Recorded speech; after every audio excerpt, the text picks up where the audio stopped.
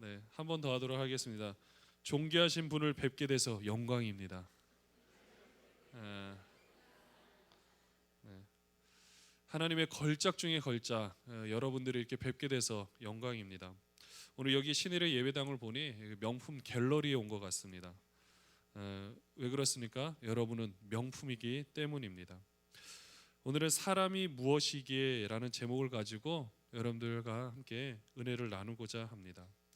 사람이 무엇이기에, 여기에 여러분의 의견을 정확히 달아놓을 수 있으면 오늘 이 선포되는 말씀을 정확하게 이해한 것입니다. 존귀한 자라고 이야기를 할 수 있는데요, 엄밀히 말하면 존귀한 자로 지음 받았지만 타락했다가 다시금 존귀한 자로 세움 받은 존재입니다. 문제는 존귀한 자로 이렇게 세움을 받았는데 우리는 이전에 영화와 존귀를 다시금 회복하지 못하고 있다라는 것입니다. 왜 그런지 아십니까? 마귀의 속삭임 때문입니다. 오늘은 이 부분을 정확하게 짚고 넘어가려고 합니다. 그래서 여러분들 자신이 하나님 앞에서 존귀한 자라는 것을 깨닫는 것이 오늘 말씀과 기도의 목표이기도 합니다. 먼저 질문을 하나 드리겠는데요, 오늘 이 시편을 이렇게 묵상을 했는데 하나님께서 이 만물을 지으실 때 이 만물을 만들어 놓고 허전하니까 사람을 만드셨을까요? 아니면 사람을 생각하시면서 이 세상 모든 만물을 만드셨을까요? 첫 번째인 것 같습니까? 두 번째인 것 같습니까? 네, 두 번째가 맞습니다. 물론 타락하기 이전에 이 사람의 모습으로 말입니다. 자, 그러면 우리가 오늘 읽었던 이 3절 말씀을 그래도 시잖아요. 시는 시처럼 읽어야 됩니다. 이것을 읽을 때 이 시편 기자가 하나님께서 이 세상 만물을 어떻게 창조하셨는가, 물론 말씀으로 창조하셨는데 손가락으로 만들었다고 표현을 하는데 우리 3절을 우리 같이 좀 이렇게 의미를 부여하면서 같이 한번 읽어보도록 하겠습니다. 시작.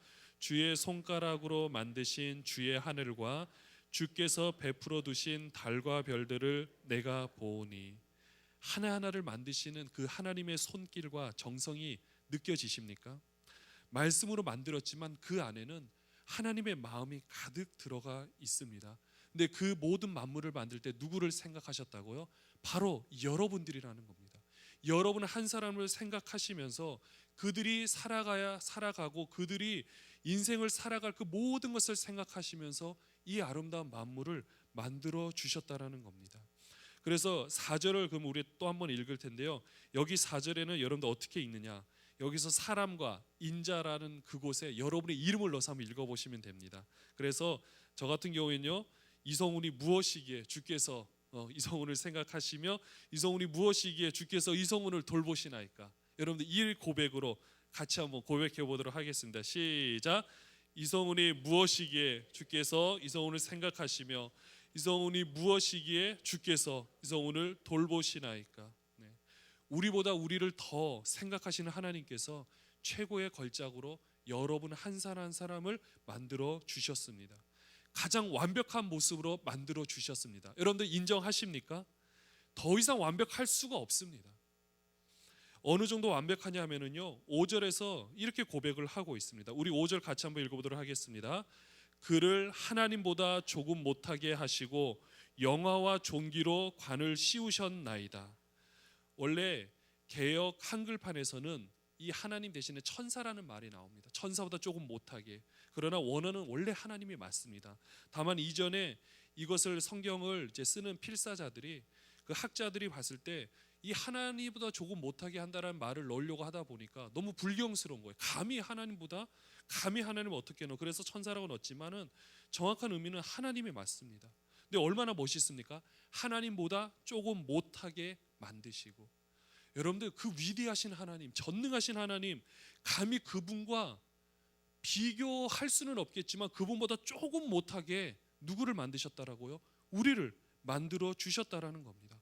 그렇기 때문에 우리는 어떻습니까? 소중하고 귀중한 존재라는 것을 깨달아야 하는 것입니다.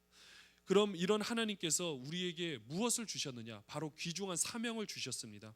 6절 같이 한번 읽어보도록 하겠습니다. 시작. 주의 손으로 만드신 것을 다스리게 하시고 만물을 그의 발 아래 두셨으니. 네. 주의 손으로 만드신 것을 다스리게 하시려고 우리를 이렇게 창조하여 주셨다라는 겁니다.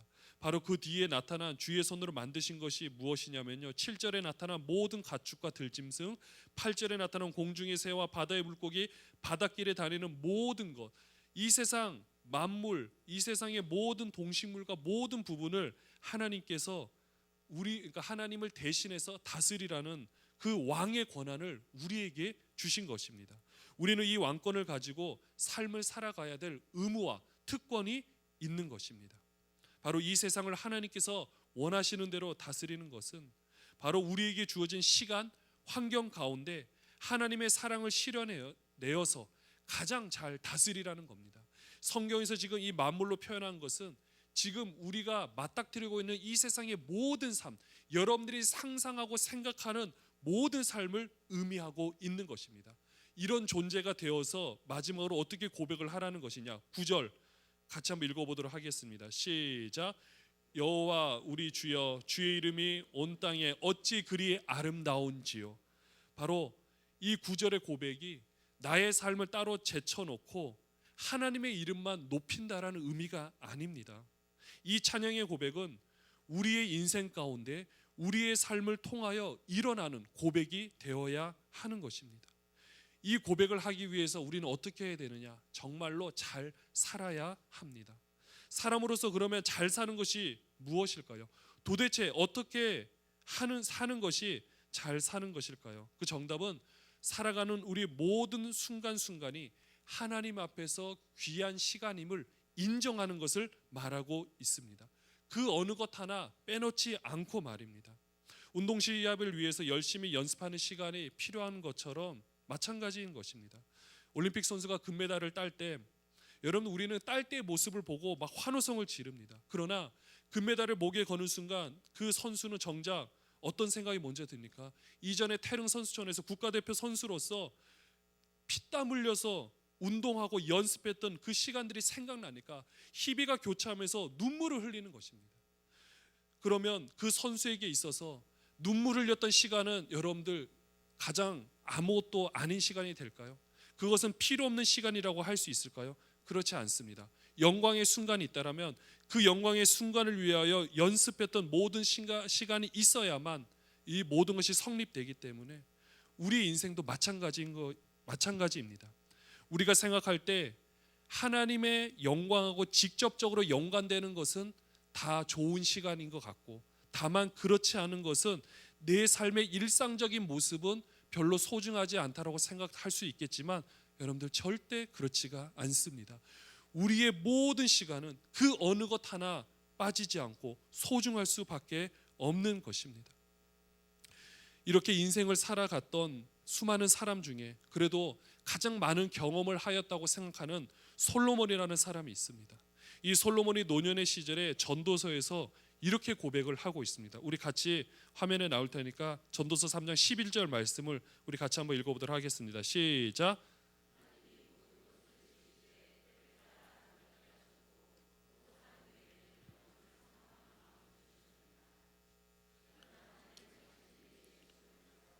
측량할 수 없게 하셨도다. 바로 솔로몬이 깨달은 진리가 있습니다. 바로 이 3장 11절 전에 보면 모든 것이 날 때도 있고 죽일 때도 있고 심길 때도 있고 뽑힐 때도 있고 모든 것이 때가 있다라고 이렇게 고백을 하면서 솔로몬이 이렇게 결론을 내리는데요. 바로 때를 따라 아름답게 하셨다. 사계절대로 각각 예쁘고 또 우리나라의 계절을 보면 이렇게 시간이 흘러감을 자각할 때 사람이 무엇을 깨닫느냐? 영원이라는 것에 대해서 생각을 하게 되는 것입니다. 그런데 중요한 거는요, 시종, 처음과 끝을 알 수 없기 때문에 우리는 어떻게 해야 된다? 매사에 최선을 다하는 삶을 살아야 하는 것입니다. 만약에 여러분들 우리가 우리 삶에 있는 모든 일들에 대해서 시종, 처음과 끝을 다 알 수 있다라면 우리의 삶이 여러분들 행복하다고 말할 수 있겠습니까? 그렇지 않을 겁니다. 굉장히 무미건조한 삶이 될 수 있고요, 굉장히 의미를 부여하지 못하게 되고 굉장히 힘든 삶을 살 수밖에 없을 겁니다. 바로 하나님께서 영원한 존재이신 하나님께서 우리를 유한한 시간 안에 가두신 것은 놀라운 비밀이 숨겨져 있는 것입니다. 바로 삶의 목적을 가지고 이 세상에서 생명이 있는 동안 잘 살아가게 하는 것이 바로 하나님의 하나님께서 우리를 향한 삶의 목적이라는 것입니다. 우리를 아무런 목적 없이 창조하지 않으셨습니다. 바로 우리가 에베소서 2장 10절에 보면은 그 말씀이 나타나 있는데요. 우리 같이 한번 읽어보도록 하겠습니다. 시작.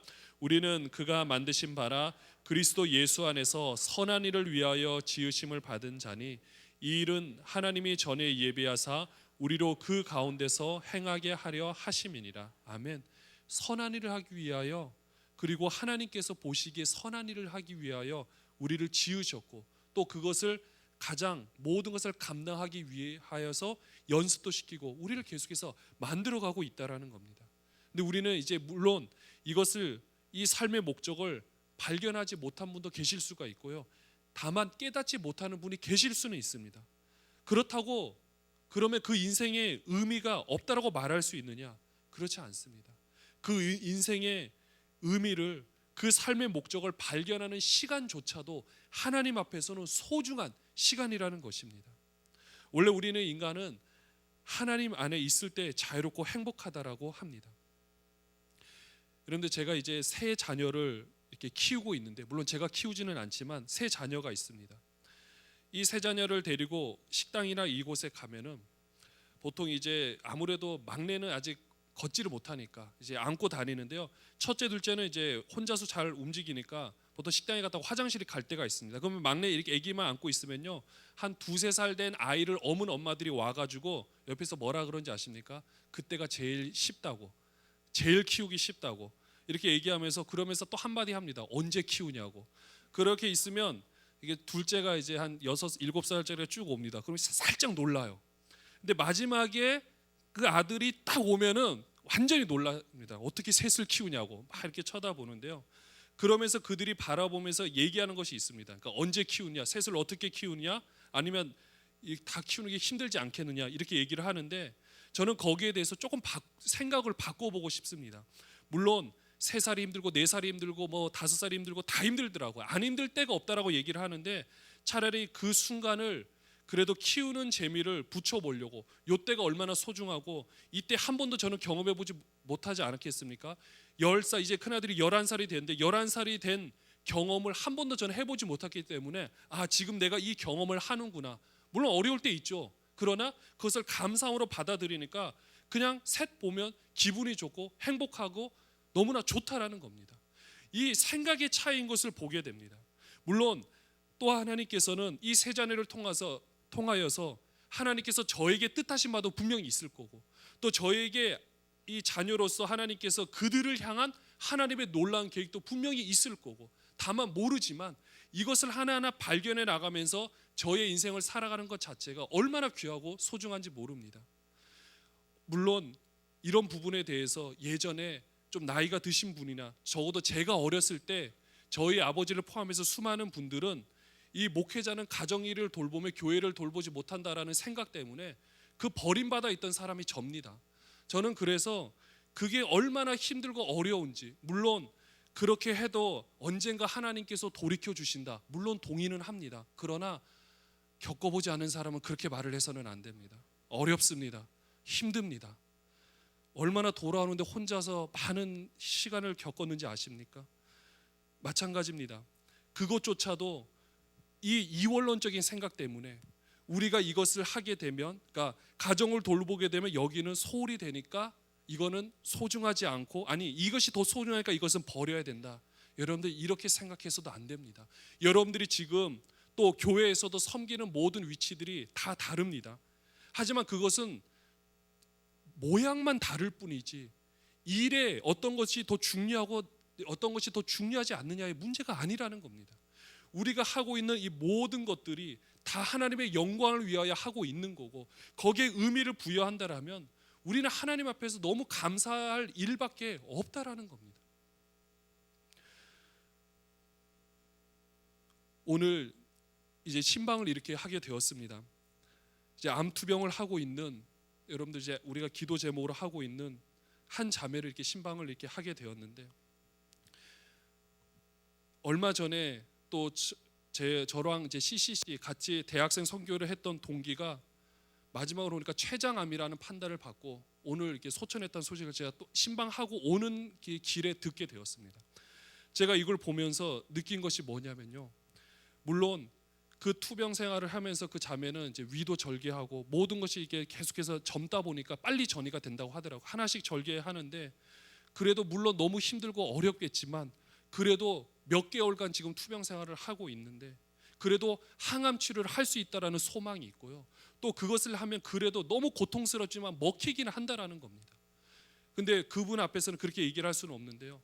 한 분, 저의 그 동기라고 말했던 그 사람은 췌장암이라는 것은 몸의 약 성분이 췌장까지 들어가질 못하기 때문에 항암 치료 자체가 안 됩니다. 걸리면 고통 속에 있다가 6개월 안에, 아무리 길어도 6개월 안에 그 생명을 다하는 병이라고 하는데요. 고칠 수도 없고 아무런 손을 쓸 수도 없는 그 보호자의 모습을 제가 이게 두 개가 교차되면서 물론 어렵고 힘들지만 그래도 치료할 수 있다는 것도 감사한 일이 될 수가 있구나, 이렇게 생각을 하게 된 것입니다. 사랑하는 여러분들, 우리는 예전에 우리의 존재가 물론 죄로 인하여서 우리는 말할 수 없는 타락 그리고 고통 가운데 있었지만 이제는 우리가 새롭게 된 존재이기 때문에 예전에 그 생각을 가지고 여러분의 생각과 여러분을 바라보는 시선과 모든 것들이 그 예전의 시각에만 머물지 않기를 소원합니다. 이제는요, 우리 정말로 새롭게 된 존재입니다. 예전에는 죄로 말미암아 죽을 수밖에 없었고 죄로 인해서 우리는 다 에베소서 2장 1절 말씀에 봐도 그는 허물과 죄로 죽었던 너희를 살리셨도다. 이미 우리는 죽었던 존재 맞습니다. 아무것도 아닌 존재가 맞습니다. 또 요한복음 8장 44절에 보면 너희는 너희 아비 마귀에게서 났으니 너희 아비의 욕심대로 너희도 행하고자 하니라. 그는 처음부터 살인한 자요 진리가 그 속에 없으므로 진리에 서지 못하고 거짓을 말할 때마다 제 것으로 말하나니 이는 그가 거짓말쟁이요 거짓의 아비가 되었습니다. 우리가 이런 존재로 타락하는 것도 맞는 것입니다. 그러나 이제는 여러분들 어떻습니까? 이제는 달라졌습니다. 예수 그리스도의 이 십자가 사건으로 말미암아 우리는 달라진 줄로 믿습니다.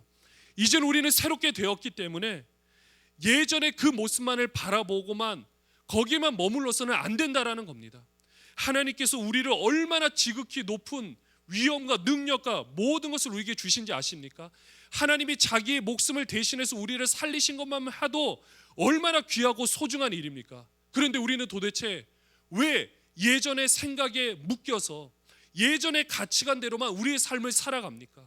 우리 속에서 욕심이 일어난다고 해가지고 그 욕심만을 붙잡고 또 우리 속에서 일어나는 여러 가지 좋지 않은 감정만을 가지고 왜 그것이 내 것인 것처럼 그것만 인정하고 남을 미워하려고 그러고 남을 해코지 하려고 그러고 좋지 않은 소문을 퍼뜨리려고 하고 그 사람을 끌어내리려고 하고 있습니까? 우리는 이제 새로운 존재가 되었습니다. 예전에 상처받아서 예전에 힘들고 어려운 존재로 있었다라면 이제는 우리는 완전히 새로운 존재가 된 줄로 믿습니다. 이제는 이전의 속삭임, 마귀가 옆에서 자꾸 속삭인다 그래가지고 거기에 휘둘려서 되는 것이 아닙니다. 우리는 완전히 새롭게 된 존재인 것입니다. 로마서 1장 23절에 보면 그 전에 존재였던 사람들이 하는 행태가 나옵니다. 썩어지지 아니하는 하나님의 영광을 썩어질 사람과 새와 짐승과 기어다니는 동물 모양의 우상으로 바꾸었느니라. 이 세상에 정말 하나님께 주신 그 영광 얼마나 귀한데 그것을 이 우상들과 바꾸고 내 욕심과 내 생각과 이 모든 것을 바꾸고 하나님의 영광을 생각하지 못하고 내 주위에 일어나는 현상만 바라보고 혹시 거기에 마음을 쏟지는 않았습니까? 근데 갈라디아서 6장 14절에 다시 한번 우리에게 말씀하여 주고 있습니다. 우리 같이 한번 읽어보도록 하겠습니다. 시작.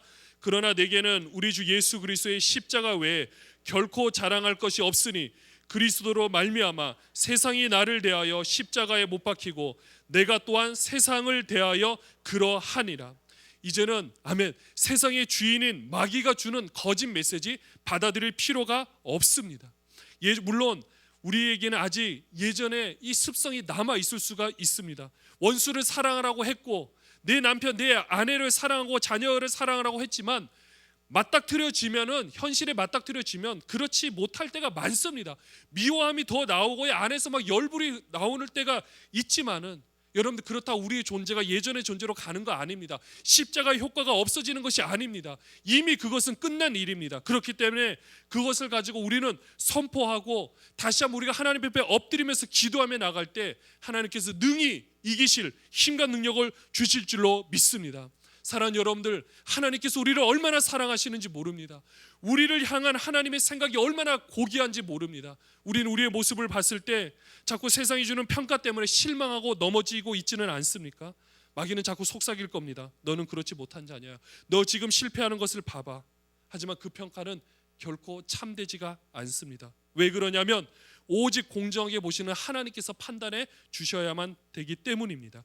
예레미야 29장 11절에서 13절에 너무 범죄한 이스라엘을 향하여서 이 예레미야 선지자가 하나님께 선포한 말씀이 나옵니다. 같이 한번 읽어보도록 하겠습니다. 시작. 여호와의 말씀이니라. 너희를 향한 나의 생각을 내가 아나니 평안이요 재앙이 아니니라. 너희에게 미래와 희망을 주는 것이니라. 너희가 내게 부르짖으며 내게 와서 기도하면 내가 너희들의 기도를 들을 것이요 너희가 온 마음으로 나를 구하면 나를 찾을 것이요 나를 만나리라. 아멘. 먼저는 우리가 이렇게 마음적으로 나는 하나님의 존귀한 자녀이다라고 계속해서 되뇌이시기를 축원합니다. 계속해서 마음속으로 외치십시오. 사단이 주는 거짓 메시지가 있다 할지라도 여러분 그것을 예수의 이름으로 끊어버리시고 나는 하나님 앞에 지극히 존귀한 자다.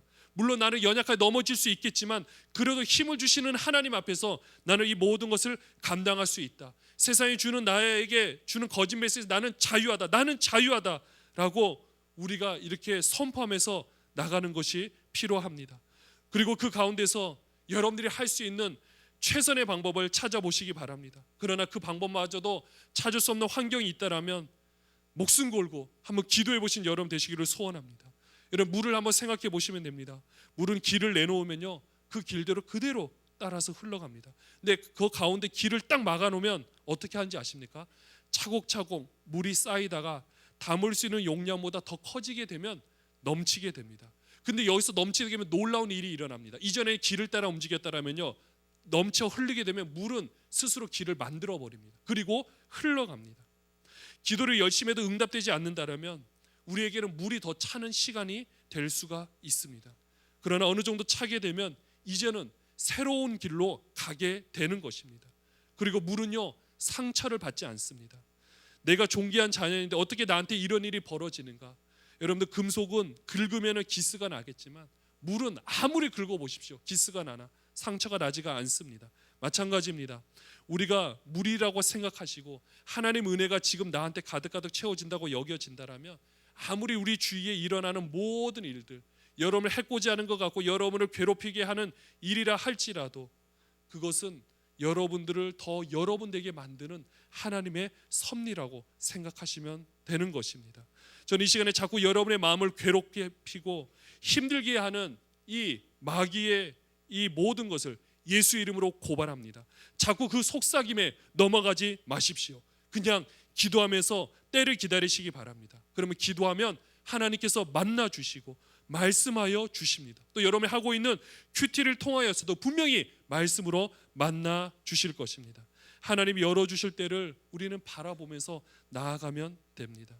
생각이 복잡하고 답답할지라도 사랑하는 여러분들 하나님의 일하심은 멈춤이 없습니다. 말씀을 정리하겠습니다. 사람이 무엇이기에 여러분 하나님 앞에 너무나도 존귀한 자입니다. 여러분들이 이런 고백을 스스로 여러분의 마음 가운데 우러나서 고백하는 여러분 되시기를 소원합니다. 사람은 존귀한 자입니다. 왜 그러냐? 하나님께서 존귀하게 만드셨고 존귀하게 살도록 명령하셨기 때문입니다. 그러므로 우리는 어떻게 됩니까? 존귀하게 살아야 합니다. 존귀하게 사는 것은 바로 하나님의 명령입니다. 이렇게 존귀한 여러분들 우리 시편 8편 9절을 이제는 우리가 이렇게 삶을 살아드리겠다, 우리의 삶을 통하여 하나님께 영광 올려드리겠다라는 고백으로 우리 같이 한번 읽어보도록 하겠습니다. 8편 9절 시작. 여호와 우리 주여 주의 이름이 온 땅에 어찌 그리 아름다운지요. 여러분의 삶의 모든 모습을 통하여 주의 이름을 온 땅에 아름답게 고백하는 여러분 되시기를 주의 이름으로 간절히 소원합니다. 기도하겠습니다.